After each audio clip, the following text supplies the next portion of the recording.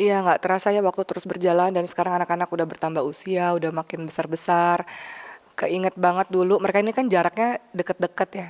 Ada yang jaraknya cuma setahun, ada yang jaraknya cuma 2 tahun gitu. Jadi repotnya waktu mereka kecil-kecil banget sih, repot luar biasa sih. Tapi sekarang Masya Allah nggak terasa, mereka udah besar-besar. Seperti Maryam udah 9 tahun, Khadijah udah 8 tahun, Ibrahim udah 6 tahun, itu udah mandiri-mandiri banget gitu. Udah makan sendiri, kalau bangun juga cuman dicowel langsung bangun gitu. Kemudian udah tahu sholatnya bisa full, mereka sholat 5 waktu dan sholat tarawihnya full sampai witir. Jadi nggak seheboh dulu ya, kalau dulu kan masih main-main merekanya, kemudian masih nawar-nawar, pengen buka puasa setengah hari dan sebagainya. Kalau sekarang memang udah udah lebih tenang lah gitu, karena anak-anak juga udah makin besar. Anak-anak juga kalau sholat udah nggak disuruh lagi, nggak kayak dulu ya. Sekarang mereka udah tahu bahwa 5 waktu begitu azan mereka sholat gitu. Dan saya bersyukur teman-teman semua dulu 2016 kan saya buka rumah Quran yang kemudian sekarang jadi pesantren. Itu salah satu tujuannya adalah waktu saya pindah ke daerah ini, saya ngerasa saya sendiri gitu, nggak punya lingkungan Quran. Dan saya waktu itu berpikir saya pengen banget punya anak-anak yang anak-anak itu hidup di lingkungan Quran. Akhirnya Allah takdirkan adalah rumah Quran pada saat itu, yang sekarang alhamdulillah semakin berkembang menjadi pesantren Quran. Saya ngerasa mendapatkan banyak keberkahan karena anak-anak akhirnya jadi hidupnya terbiasa dengan lingkungan Quran gitu. Jadi seperti hari ini misalnya, ketika di bulan suci Ramadan anak-anak ke pesantren, kemudian ketika subuh anak-anak ke pesantren, hari-hari biasa tuh anak-anak ke pesantren gitu. Jadi walaupun mereka sekarang masih SD kan, sekolahnya sekolah-sekolah bukan pesantren, tapi hari-hari mereka di pesantren sendiri gitu. Jadi saya ngerasa itu penting karena itu akan menciptakan memori ya, kenangan indah buat mereka ketika mereka udah besar nanti, bahwa mereka hidup di tengah orang-orang baik gitu. Pasti itu jadi kenangan buat mereka gitu sih. Tapi bisa dikatakan kayak misal kalau puasa itu kan yang tadi mau bilang gitu kan, dulu masih nego-nego dan sekarang sudah tahu, artinya sudah bisa Ya, bertanggung jawab untuk dirinya sendiri. sebenarnya ada satu yang saya pikir itu penting banget ya untuk dilakuin semua orang tua. Dan saya melakukan itu, yaitu ngobrol sebelum tidur. Itu penting banget, menurut saya itu penting banget, pillow talk ya.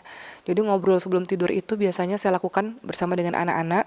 Biasanya sejam sebelum tidur tuh kita ngobrol banyak banget tentang seharian ngapain nak, kemudian teman-temannya gimana, gurunya gimana, ada kejadian apa, ada yang mau diceritain nggak. Nah, itulah saat-saat dimana saya banyak menanamkan pesan-pesan kepada mereka, nilai-nilai kepada mereka, mengejarkan banyak hal kepada mereka gitu, termasuk tentang puasa.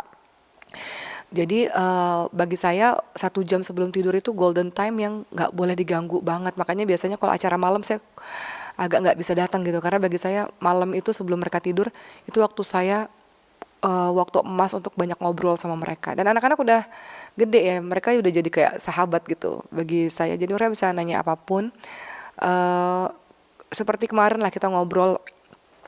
Anak-anak kan kadang-kadang kan mereka juga ngelihat TV gitu kan, kadang-kadang ngelihat handphone gitu. Nah itu saya sampaikan kepada mereka, walaupun mereka hanya ngelihatnya di weekend, di beberapa jam aja sih setelah mereka menyelesaikan berbagai macam tugas. Saya bilang sama mereka, kadang-kadang kita nggak tahu, kadang-kadang kita nontonnya games tiba-tiba muncul video atau foto yang nggak patut kalian lihat gitu. Kadang-kadang mungkin pakaiannya terlalu terbuka, mungkin terlalu dekat laki-laki dengan perempuan, itu nggak boleh ditonton ya sayang. Dan ngobrolnya banyak lah, jadi mereka banyak nanya. Jadi sebelum tidur itu 4 anak ini benar-benar, kalau Sulaiman kan masih ikut-ikutan aja ya, masih kecil kan. Tapi 3 anak ini nih nanyanya nggak berhenti-berhenti, sampai saya sampai merem sampai jawab nggak berhenti-berhenti nanya. Nah itu bagi saya itu penting banget. Salah satunya adalah pengajaran tentang Ramadan, tentang puasa kepada mereka gitu. Jadi um, saya juga nggak nyangka kemarin waktu bagi rapot Ibrahim, gurunya sempat bilang, karena Ibrahim kan sekolahnya sekolah internasional ya, nggak semuanya Muslim gitu. Gurunya sempat bilang, Ibrahim tuh suka banget loh dakwah di kelasnya. Hal sederhana misalnya kayak, kalau orang Islam kalau kita makan, dia ngomong sama temannya yang Muslim, nggak boleh ditiup gitu. Jadi kita aja baru tahu. Jadi lucu gitu Ibrahim di sekolahnya. Ternyata obrolan-obrolan di malam hari itu berefek kepada obrolan-obrolan dia di sekolah dengan teman-temannya gitu. Tapi kan kayak hari ini kan buka puasa ya, Iya. biasanya sendiri kayak buka makanan, ada requestan-requestan nggak rekomendasi Uma atau mungkin Uma sendiri kayak oke lah puasa bersama siapa yang mau karena untuk menyemangati. Enggak sih. Kalau Ramadan memang kebahagiaan yang luar biasa ya. Salah satunya kebahagiaan karena kita bisa duduk di meja makan pada saat sahur dan buka. Kenapa? Karena di hari-hari biasa kita semua kan punya kegiatan masing-masing. Anak-anak itu walaupun anak-anak tapi sibuk juga loh dengan sekolahnya. Sekolah sampai sore loh, ya kan? Nggak bisa makan siang bareng, sarapan juga nggak bisa bareng gitu. Kemudian karena anak-anak udah dari subuh mereka udah berangkat karena sekolahnya jauh. Kemudian kalau malam kadang-kadang juga bapaknya belum pulang kerja gitu. Jadi jarang untuk duduk di meja makan dengan waktu makan yang bareng-bareng tuh jarang. Tapi ketika Ramadan sahurnya di meja makan bareng, kemudian bukanya bareng, itu kan kelihatannya hal sederhana tapi itu momentum yang mahal ya. Sebuah kebersamaan bersama dengan keluarga itu kan kita nggak pernah tahu ke depannya seperti apa, mungkin anak-anak ntar sekolah di mana gitu. Jadi momentum seperti itu ya dinikmati dan membuat bahagia. Adapun makanan anak-anak nggak rewel, dia makan apapun yang disediakan. Tadi lucu ya karena Khadijah bilang saya udah tahu tuh kalau dia buka puasa abis itu dia udah nggak bisa jalan, sakit perut, kekenyangan karena makannya banyak banget ya. Tapi saya bahagia hari ini di hari puasa pertama anak full puasanya dan full tarawihnya sejak kemarin, alhamdulillah. Tapi kira-kira akan nggak sih maksudnya kayak ngasih kalau misalnya sebulan full nah dikasih reward apa atau enggak? Sebenarnya mungkin karena itu udah jadi obrolan sering-sering banget dan obrolan sebelumnya sih. Jadi mereka nggak berpikir bahwa puasa Ramadan 1 bulan akan dapat hadiah karena ini juga bukan yang pertama kali. Dalam artian tahun lalu juga mereka udah full puasanya dan mereka tahu sebenarnya hadiah itu uh, apa ya, Ramadan itu bagi mereka ya memang mereka senang aja untuk puasa sampai full gitu. Jadi saya nggak menjanjikan apa-apa, tapi mereka full. Cuman bukan dijanjiin saya, karena mereka mungkin udah lebih besar ya. Jadi saya lebih ngasih pengertian aja buat mereka. Kayak misalnya, nah kalau misalnya sholat tarawih, sholatnya sama imam tuh sampai witir supaya nanti dinilai sama Allah sholat semalaman penuh gitu. Jadi ngasih pengertian-pengertian gitu dan mereka udah ngerti banget tentang itu. Nah, bulan Ramadan itu bulannya Quran, bulannya diturunnya Al-Quran, jadi harus banyak baca Quran gitu. Nah, yang membatalkan puasa itu adalah kalau kita ya nggak cuma sekedar makan dan minum, tapi kalau kita berkata-kata yang apa ya, mengurangi pahala puasa, kalau kita berkata-kata yang kasar, marah-marah gitu. Jadi kalau obrolan kayak gitu enak, kadang-kadang malah mereka ngingetin saya Tapi gitu. kalau misalkan untuk sahur sendiri nih yang paling susah siapa yang mau? Sahur kayaknya tadi pagi sih semuanya cepet banget. Cuman dicolek langsung bangun. Walaupun Ibrahim ya, kalau dari semuanya, kalau yang lain tuh cuman Maryam langsung bangun, Khadijah langsung bangun, Sulaiman langsung bangun. Ibrahim yang memang butuh waktu 5 menit lah, 5 menit masih ngulet-ngulet dulu gitu. Tapi semuanya cepat bangunnya. Jadi mereka juga kayaknya memang udah gembira menyambut Ramadan. Kemudian saya pikir kita kan ada kebiasaan pawai obor ya di setiap menjelang Ramadan. Itu tuh penting banget sih. Akhirnya saya menyadari kenapa? Karena anak-anak jadi tahu bahwa begitu spesialnya loh Ramadan. Begitu luar biasanya loh Ramadan sampai kita harus pawai obor dan mereka jadi semangat gitu menyambut hari pertama Ramadan gitu. Jadi penting sih kita menyambut Ramadan salah satunya dengan pawai obor ya, tradisi Indonesia. Anak-anak kan semangat banget kemarin naik pickup, Sulaiman jalan kaki sampai keringetan. Akhirnya di hari pertamanya jadi semangat gitu karena udah disambut dengan luar biasa dengan pawai obor. Tapi bisa dikatakan kayak hal-hal yang berkesan di bulan Ramadan untuk anak-anak kayak apa sih itu hal-hal yang kegiatannya atau main petasan atau mungkin ngajinya atau Hal yang paling berkesan di bulan Ramadan bagi saya dan anak-anak ketika sahur, buka dan tarawih. Karena itulah kita sama-sama terus gitu. Sahur kita sama-sama, kemudian buka kita sama-sama, dan kemudian tarawihnya kita sama-sama. Adapun kegiatan lainnya normal, tetap les, anak-anak ngaji tiap hari juga seperti biasa. Tapi kan tarawih itu spesial karena cuma ada di bulan suci Ramadan. Dan anak-anak bilang tarawih itu sholatnya lama banget katanya. Sakit kakinya, iya berdiri sejam kan. Sakit kakinya emang harus kayak gitu gitu. Dan saya bahagia karena mereka bisa sholat full tarawih sampai witir gitu.